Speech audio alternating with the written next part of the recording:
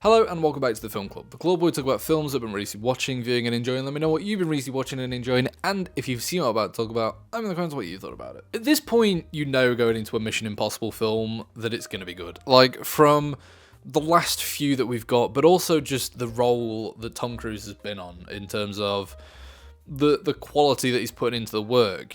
Having Top Gun Maverick and the last Mission Impossible film, like, those back to back are just some phenomenal pieces of cinema, and you can tell the love and passion that he's putting into these projects is just going to make something that is good, and this was no exception. Mission Impossible: The Final Reckoning feels like a return to an old school format of these sort of spy thrillers that we've not really seen in a hot minute. And what I mean by that is, I feel like a lot of these sort of spy or action thriller type films a lot of the time feel quite empty. They feel sort of like there's no real stakes. You know everyone's gonna win. You know that the good guys are gonna prevail. You know that it's whatever it is. It doesn't feel like that high a stake. But this, honestly, from the get go, felt like Endgame, and I think it might have added to that because you know that it's the final film in the series,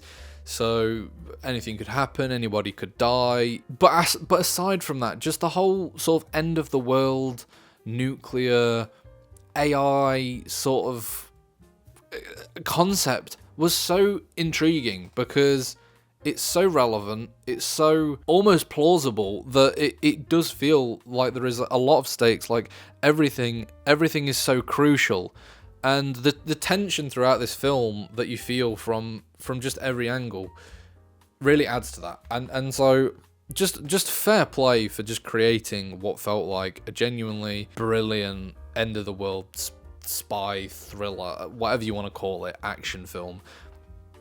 It was just good. Now, that's not to say that Mission Impossible: Final Reckoning doesn't have its problems. I thought the first act was horrendous. Now, before you shoot me, the first act is just not needed, like, in the slightest. I feel like the first act treats the viewer a bit dumb. Like, there's no need to spend the first half an hour of a film explaining what happened in the first part, because I get it that these two films are two parts, but just assume that I've watched the film beforehand or that I can remember what happened in the first one. I don't need baby feeding all the information and giving me constant flashbacks. And it just felt like, really, I don't know, I just did not enjoy it. And thank God that the next two acts that follow it, like, were phenomenal, because it saved the film for me. It made it like enjoyable, and without those being as good as they were, I don't think out of it. I think that first act would have just stuck in my brain as what the film was, because it just, like, I get it. It's the end of a series that has been, what, like 10, 15 years in the making, probably longer than that. I can't even remember when the first one came out. But to spend the first half an hour, even like the first 5 or 10 minutes of the film, just doing like flashbacks to the previous films, save it for the credits. Don't try and shoehorn it into the film, because then it feels unauthentic. It feels like you're just sort of shoehorning in emotions and making it like a bigger deal than it is.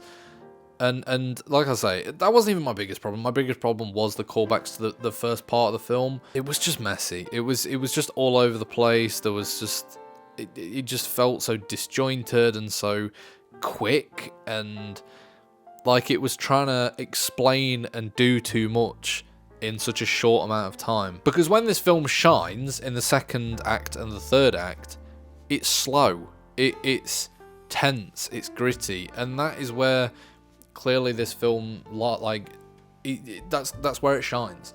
The submarine scene was phenomenal. Like, Tom Cruise going through a submarine and there being nukes all over the place and he might die, and also the knowing that anything that goes wrong will blow up the ice that people are on top of, and also the fact that he is that far underwater that he might not, like, just all the factors that go into that were brilliant. The cinematography of it was beautiful. Like, absolutely, like, don't get me wrong, you're gonna get some lovely shots with underwater submarines, snow, ice, everything like that.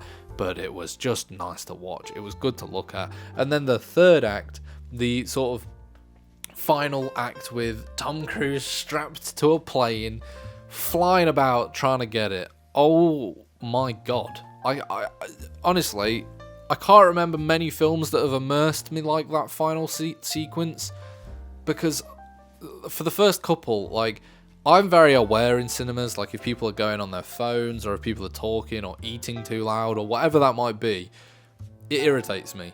And for that final act, I couldn't tell you what anybody was doing. I was so locked in and immersed. Sometimes I fidget at the cinema, but I don't think I moved a muscle. I don't think I twitched. It had me so gripped. And like I say, because you know that the film was coming to an end, the series was coming to an end, Tom Cruise could have just fallen off and died, for all we know. And it was so good. It was so good. It was so well shot. It was beautiful. The colours of it felt like old school cinema as well.